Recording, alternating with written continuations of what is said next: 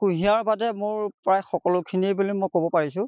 জিকা আছে, বডি আছে, ভেন্দি আছে, আপোনাৰ ৰঙালাও আছে, বাদাম আছে। এনেধৰণৰ প্ৰায়খিনিয়ে থকা নিচিনাকৈ মই হেৰি কৰি লৈছোঁ। কুঁহিয়াৰ বজাৰখন খুব ভালেই, বেয়া নহয়। যেনে আপুনি মিঠৈ প্ৰস্তুত কৰিলেতো মিঠৈ চাহিদা বহুতেই। আজিকালিতো চেনিতকৈ মিঠৈ মানুহে ব্যৱহাৰ বেছি কৰে।